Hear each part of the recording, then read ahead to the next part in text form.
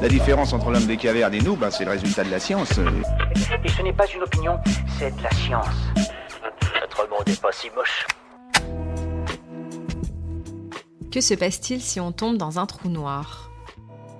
La toute première image d'un trou noir a été obtenue à partir de l'Event Horizon Telescope, EHT. Un réseau de 8 radiotélescopes sur 4 continents différents conçus à cet effet. Cette image, révélée ce 10 avril 2019 lors de 6 conférences de presse coordonnées dans le monde entier, dévoile l'ombre du trou noir supermassif situé au cœur de la galaxie M87. Et peut-on entrer dans un trou noir ? Oui, à condition de créer une protection assez résistante pour ne pas être d'abord irradié par les rayons X émis par le disque d'accrétion du trou noir. Durant la progression vers le centre, on continue de voir l'espace tout autour de nous puisque la lumière entre sans problème à l'intérieur du trou noir. Mais au fur et à mesure, avec l'effet de gravitation, le paysage se déforme jusqu'à ne devenir plus qu'un flash blanc. En parallèle, le corps est soumis à l'effet de marée. La force gravitationnelle augmente à l'approche du centre. Du coup, les pieds, plus proches, sont attirés plus vite que la tête et le corps se disloque. Sans oublier qu'il est aussi rôti car la température atteint plusieurs milliards de degrés. Peut-on en sortir ? Non, il est absolument impossible de faire marche arrière. Imaginons un trou noir de la masse du Soleil, dont la matière a été concentrée dans une sphère de 1 km de rayon.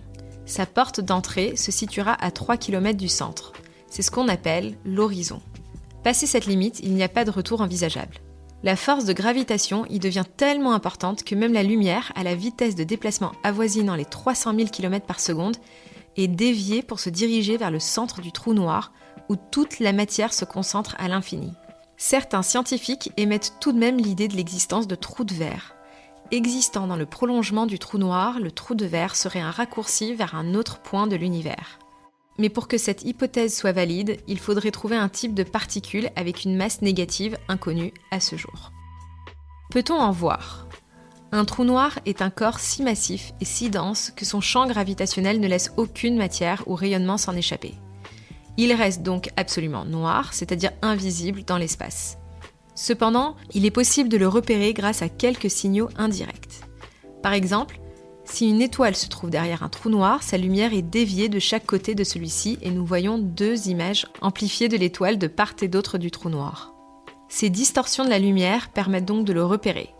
Autre indice, la matière attirée par le trou noir forme ce que l'on appelle un disque d'accrétion qui, en raison des frottements entre chaque particule, atteint des températures extrêmement élevées. Elles se traduisent par l'émission de rayons X détectables par les télescopes. Voilà. Il ne reste plus qu'à vous remercier de votre attention.